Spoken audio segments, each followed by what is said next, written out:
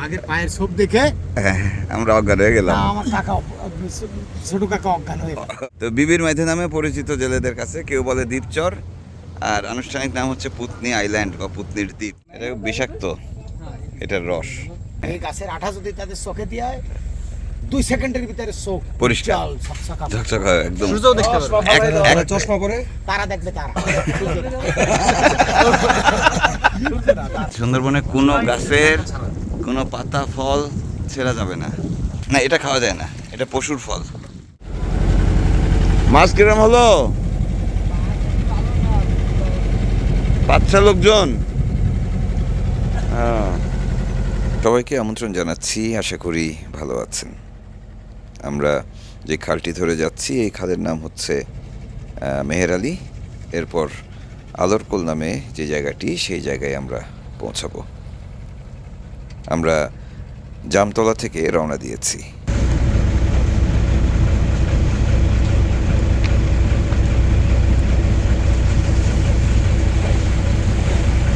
এবার আবহাওয়া একটু খারাপ ছিল বলে আমরা ট্রলারে করে সুন্দরবনের সফরটি করতে পারিনি। আমরা চলছি একটি ছোট্ট লঞ্চে করে।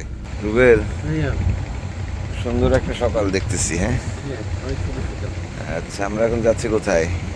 নীলকমল। নীলকমল। আমরা এই যে আলোরকোল সামনে, এটা আলোরকোল খাল, ওই যে যেখানে এসে আমরা নামি প্রতিদিন। এখনো সবগুলো ট্রলার যায়নি সাগরে।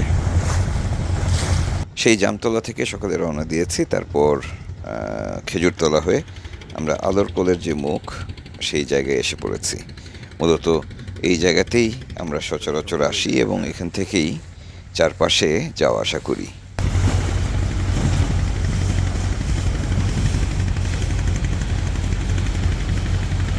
মাছ ধরে ফিরতেছে এরা সাগর থেকে। দুবলাচরের যে মাছ ধরার মৌসুম, তার শেষ দিকে এসে আবহাওয়াটা বেশ খারাপ হয়ে পড়ে, তাই কয়েকদিন জেলেরা সাগরে যেতে পারেনি। তাই আবহাওয়া যখনই ভালো হলো, ছুটোছুটি শুরু হলো সেই জেলেদের।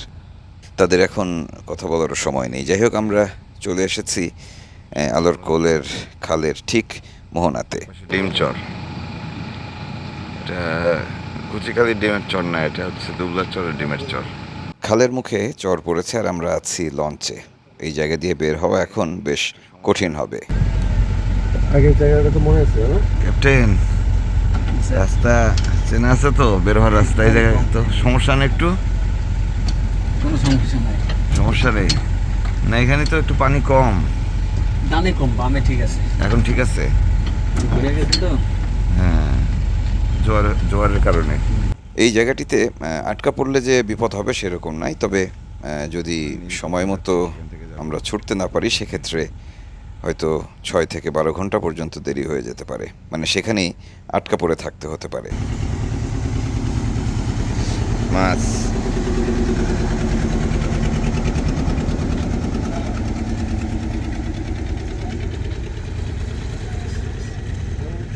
গনের সময় জেলেদের আসলে দম নেওয়ার সময় থাকে না। আর যেহেতু কয়েকদিন সময় নষ্ট হয়েছে, তাই সাগর থেকে মাছ এনে সরাসরি দুবলার চরে তাদের যেই শুটকির ঘরগুলো রয়েছে সেখানে উঠিয়ে দিচ্ছে জেলেরা, আবার ছুটে যাচ্ছে সাগরে। এভাবেই চলছে দুবলার চরের জীবন। কি দাদা, এখানেই তো নামলাম আমরা প্রথম এসে। এই যে যেখানে এসে আমরা প্রথম নামলাম, ওই যে মসজিদ, ওই যে চা খেলাম। হ্যাঁ, জি জি জি। এই মরণচরটা কেন মরণচর? এই মরণচর নাম হলো কেন? মরণচর নাম হয়েছে যে 88 সালে যেই সাইক্লোন হয়েছিল একটা, এখানেই নাকি ওই সময় সেই, তখন তো সিগন্যাল টিগনাল এত জানতো না লোকজন, এখানে নাকি মানে শত শত মানুষ মারা গেছিল এই দুবলাচরে। হ্যাঁ, এবং তাদের লাশগুলো, আরও সাগর থেকে অনেক লাশ এসে এখানে এই চরে এসে আটকায় পড়ছিল। পরে জেলেরা সেগুলো এখানে কবর দিচ্ছে আর কি। সে কারণে এটার নাম হয়েছে মরণচর। মরণচর, হ্যাঁ, মানে এই অংশটায় মরণচর, এই চরটুকু আর কি। ঠিক আছে। আর এই যে ঠোঁটের মতো যে জায়গাটা বের হয়ে আসছে, এটা হচ্ছে মরণচরের ঠোঁটা বলে আর কি। পাখি ভাই, ঘুঘু পাখি, ঘুঘু ওই যে ঘুঘু ঘুঘু। হ্যাঁ, এখানে গঙ্গা কৈতর পাওয়া যায়। এখন ওই যে মাছ যখন আসবে তখন আসবে ওরা। সিগাল। একটু ঝুঁকি থাকলেও আমরা শেষ পর্যন্ত বেরিয়ে পড়েছি পরশুর নদীর মোহনায়। জায়গাটি বেশ শান্ত এখন, সাগর একদম পুকুরের মতো ঠান্ডা এখন।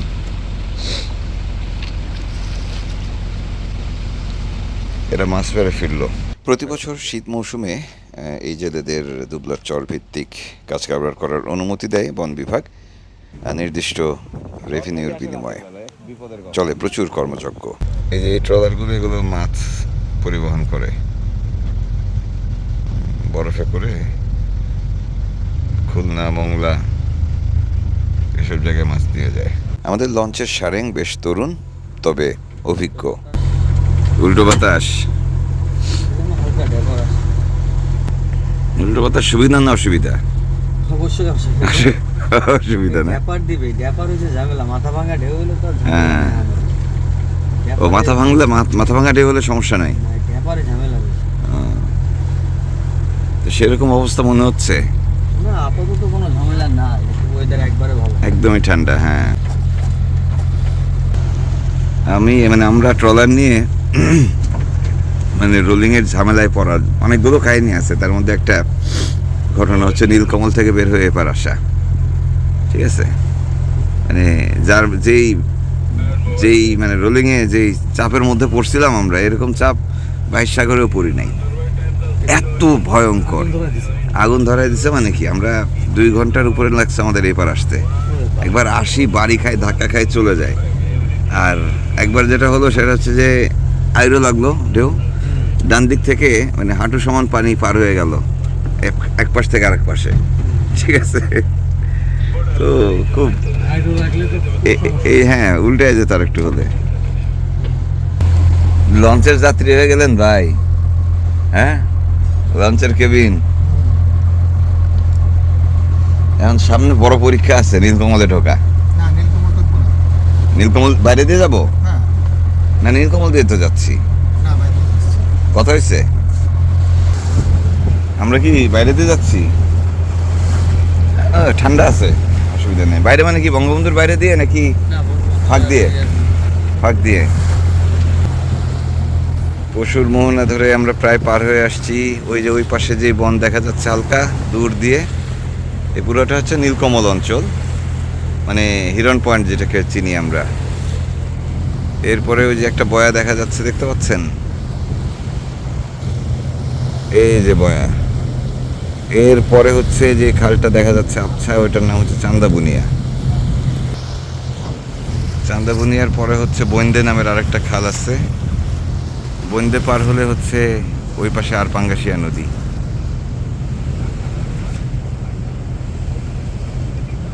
হাতের বাম পাশে বঙ্গবন্ধুর চর। এই চর আর এই বন নীলকমলের মাঝখান দিয়ে আমরা যাব। এখানেও চর পড়া, একটু দেখে শুনে যেতে হবে। অবশ্য এখন জোয়ার হচ্ছে তো সমস্যা হবে না মনে হয়। সাগর এমনিতে ঠান্ডা আছে। আপনি ছিলেন কই? ঘুমছিলাম। এই 10টা পর্যন্ত ঘুম? হ্যাঁ, তা আমি নবাব না এখন। না, আপনি হচ্ছেন রোগী। আসেন, রেডি হয়ে আসেন। ও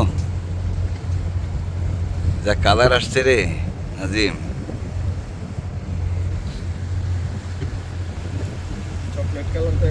চকলেট কালার এখনো আসেনি। আমরা সেই দাবাদাবি তো করিনি এখনো। আসবে।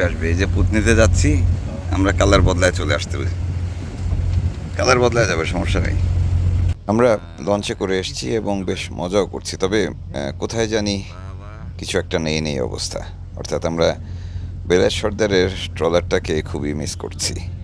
ও ভাই, লঞ্চের জীবন কেমন লাগতেস? খুব একটা ভালো যাচ্ছে না। খুব একটা ভালো যাচ্ছে না। তারপরেও ওই যে তারপরে আমাদের মতো করে নিছি আর কি। ট্রলার বানাই ফেলছি, কিন্তু ওই যে ট্রলারে গেলে কিন্তু সর্দারের এত আরাম করে নড়াচড়া করতে পারতো না। হ্যাঁ, সেটাই। হ্যাঁ, ঠিক।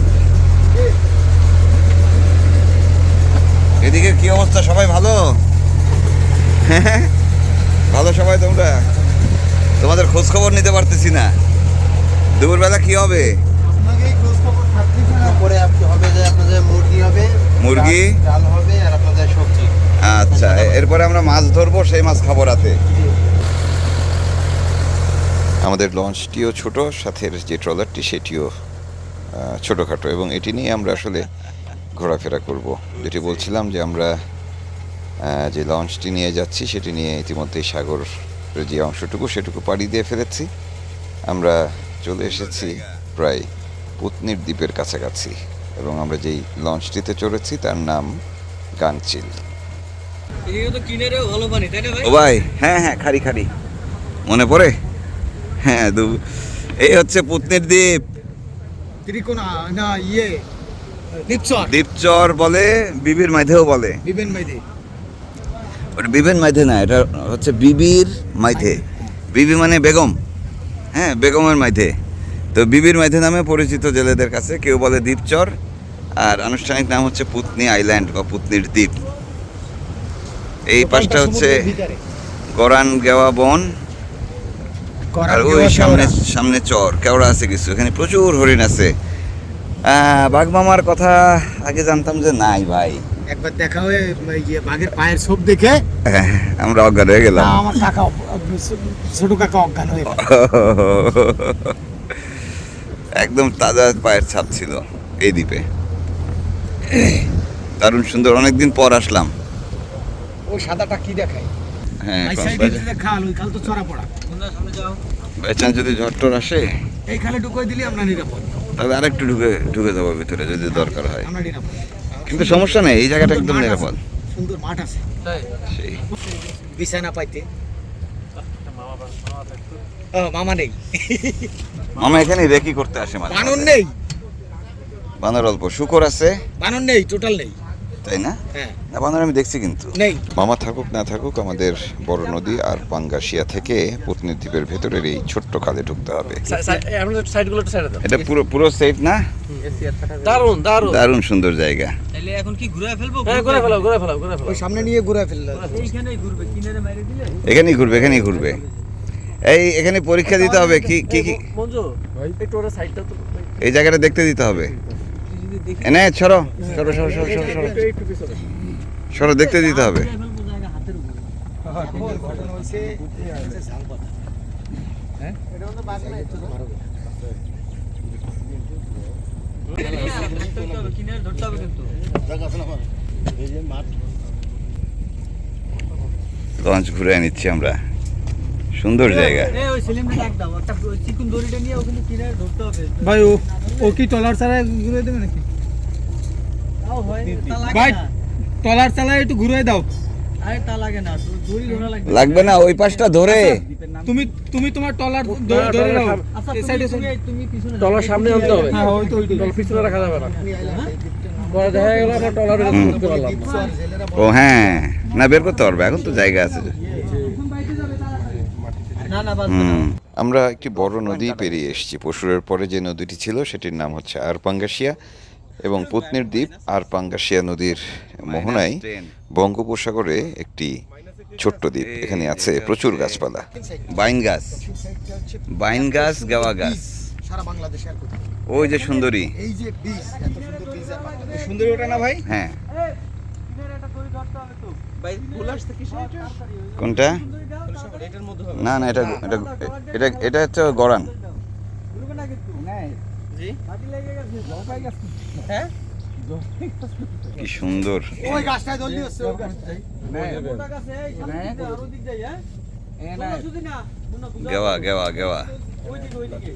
ওই গল্পটা শোনো না। এটা বিষাক্ত, এটার রস। ও ভাই কম দেখে কি হয়েছে? এই গাছের আঠা, হ্যাঁ যারা চোখে কম দেখে, চোখের জ্যোতি কম, হ্যাঁ, শহরের লোক বিশেষ করে, হ্যাঁ, হ্যাঁ। এই গাছের আঠা যদি তাদের চোখে দিয়ে হয়, 2 সেকেন্ডের ভিতরে চোখ পরিষ্কার। উজ্জ্বল, ঝকঝকা। ঝকঝক হয় একদম। সূর্যও দেখতে পারবে। চশমা পরে তারা দেখবে, তারা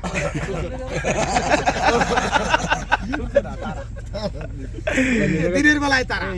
এটা কি মৌমাছি নাকি? দাস, দাস মজাটা পাবো খুব এই দাসে। দাসে খুব হবে আমাদের। হ্যাঁ। দাস কো সিংহ বুলবুলি কি দাস কো সিংহ বাকি আলোচনা বিশেষ না না না ইম্পসিবল তুমি থাকলে ভাই এটা কি সিংহতে বুলবুলি মস্তক রসকো সিঙ্গারা বুলবুল মস্ত ওই গল্পটা শুনেছি না ঘুঘু দেখেছো কিন্তু ফাঁদ দেখো নাই এখানে কি হচ্ছে তাহলে? এখন এই নোঙর দিয়ে দেওয়া হবে নাকি এখানে? বড় নদীতে আমাদের লঞ্চ রাখার কোনো সুযোগ নেই। কখন আবহাওয়া কেমন হবে কেউ বলতে পারে না, খুবই ঝুঁকিপূর্ণ। আবার ভাটার সময় হলে এদিক সেদিক চলারও উপায় থাকবে না। তাই এই ছোট্ট খালটিতে ঢুকিয়ে আমাদের লঞ্চটি এবার ঘুরিয়ে নেওয়ার চেষ্টা চলছে।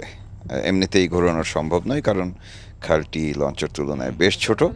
জোয়ার আছে বলে কিছুটা পানি আছে। এখন এই যে সামনে যে ট্রলারটি দেখছেন, এই ট্রলারটি ইঞ্জিন চালু করে টানাটানি করে কোনোভাবে এই লঞ্চটিকে ঘোরানো হবে। আর লঞ্চ ঘুরিয়ে রাখার কারণ হচ্ছে যাতে করে যে কোনো সময় আমরা এখান থেকে বেরিয়ে পড়তে পারি। এই পাশে আসো সামনে পেছনে বাঁধতে হয়। নদীপথে চলা এমনিতেই খুবই কষ্টের একটি কাজ, আর একটি লঞ্চ নিয়ে সুন্দরবন এবং সাগর পথে চলা সেটি আরও অনেক বেশি ঝক্কির। করেন না মাউন ভাই আমার তো ভাই আপনাদের লঞ্চ দেখে টাইগার টাইগার লাগতেছে। একটু বাইরে বাইরে বসে এই লঞ্চটা দেখতে টাইগারের মতো আর সর্দার মাইকেলের মতো ট্যুরিস্টের মতো লাগে। এই দ্বীপটিতে একটু ঘুরবো আমরা, তবে তার আগে আমাদের অনেকগুলো কাজ রয়েছে। বিশেষ করে দুপুরের খাবার টাবার খেয়ে বিকেলে বের হব, কিন্তু আমার অত সময় অপেক্ষা করার মতো ধৈর্য নেই। ছোট্ট ট্রলারটি নিয়ে বের হয়ে পড়লাম। এই বেল দেখছেন? বেল বেল না, এটা হচ্ছে পশুর ফল। এখানে হাত দেওয়া নিষেধ। সুন্দরবনে কোনো গাছের কোনো পাতা ফল ছেঁড়া যাবে না, এটা হচ্ছে নিয়ম নাম্বার 1। ঠিক আছে, বিপদে না পড়লে আপনার খাবার যদি দেয় যে খাবার নাই, ঠিক আছে ঠিক আছে, না এটা খাওয়া যায় না, এটা পশুর ফল, এটা হচ্ছে পশুর গাছ, বেলের মতো দেখতে। দেখছেন? চারদিকে বেশ রোদ উঠেছে, আবার বাতাসও হচ্ছে। এই বাতাস কোনো নির্দিষ্ট একদিক থেকে না, এক এক সময় এক এক দিক থেকে এক রকমের পাগলাটে বাতাস বলা যায়। এবং এরকম বাতাসে এমনিতে সুন্দরবনে শুয়ে বসে থাকতে ভীষণ লাগে, কিন্তু যদি বড় নদীতে আমরা থাকি বা সাগরে থাকি সেক্ষেত্রে সেটি ঝক্কির, কারণ কখন কোন দিকের বাতাস আমাদের কোন দিকে নিয়ে যাবে বলা যায় না। আমরা খালের ভিতরে নোঙর করে রেখেছি। আমরা সামনের কয়েকটা দিন এখানেই থাকবো। আপাতত বিদায় নিচ্ছি, কাল আবার দেখা হবে। ভালো থাকবেন।